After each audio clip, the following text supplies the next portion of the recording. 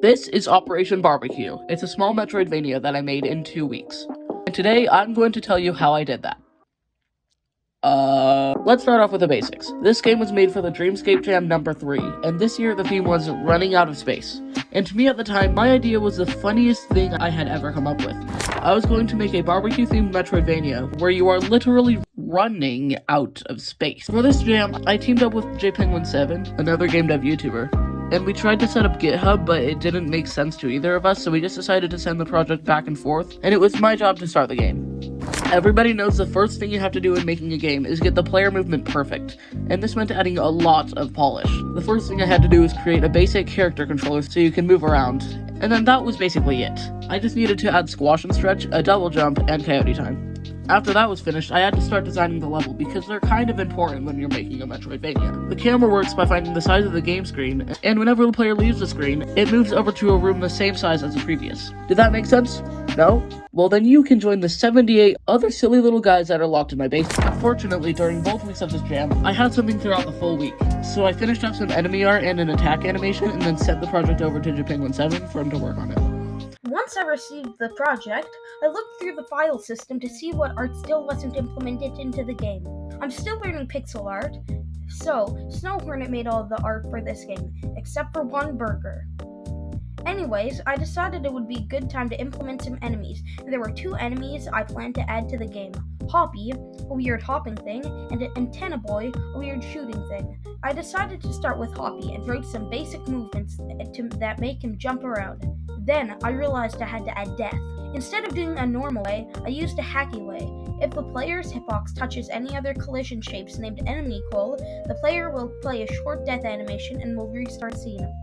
I applied similar logic to the enemies, where if they touch the sword call, they queue free, which is basically just deleting themselves from the scene until it restarts. After writing some basic shooting for Antenna Boy, where it shoots projectiles at the player, I sent the project back to Snow Hornet because he had 2 days back at home before he could leave. When I got back, I decided to play through the game really quick to decide what I needed to add, and since I'm very new to Godot, I decided that for now, I was just going to work on art for the game because right now, it looks like hot garbage, and I didn't like that.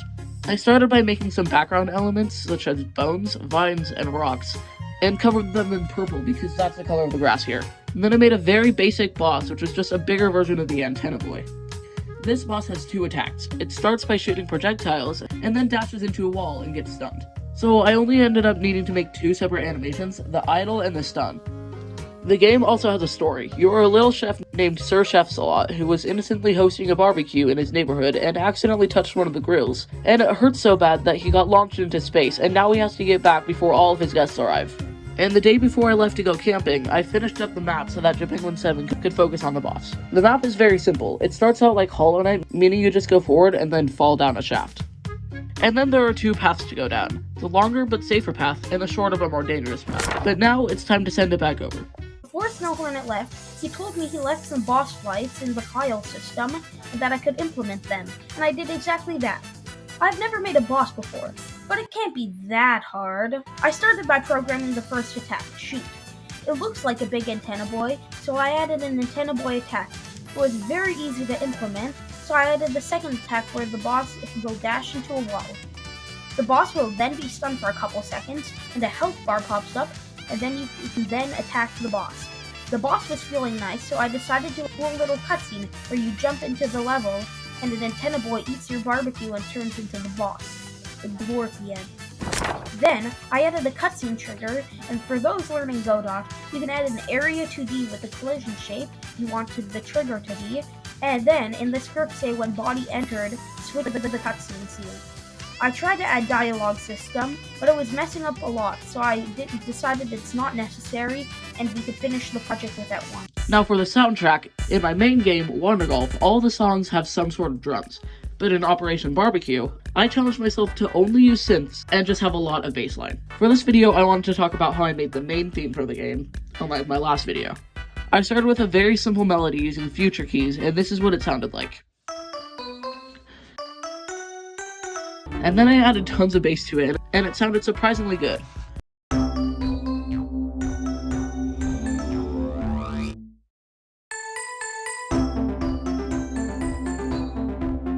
JPenguin7 did send over the project, but I couldn't get to work for some reason, and it just gave me a bunch of errors that worked fine on his computer. So my only option was to let him finish the game so I could get started on my itch page. To finalize the project, I implemented some of the music Snow Hornet made and added a quick 5-minute title screen. There was not much else to do but add a bunch of enemies around that map. I felt like the game was lacking something, so I added text all around the level with very bad jokes. I then used my very little knowledge of WebGL to export the project to itch.io. There's just 1 hour left, so we did a basic page with the game, some bricks in the background, and a title. But there is one problem. For some reason, there was a problem with the aspect ratio on the screen, and we tried literally everything, but we can't figure it out. So for now, it's stuck like this. Apparently, it worked for some computers, but it didn't work on mine and lots of other people that commented. I added a note in the description of the page that tells you how to fix it if it's happening for you. But all that aside, we were able to submit the game on time, and I was only expecting the other participants to see and play my game, but somehow got onto the new and popular games tag Metroidvania, and our game got number 2. Okay, that's all I have for today's video. Thanks to JPenguin7 for doing the jam with me, and I will see you next time. Come on, guys, we can talk about this.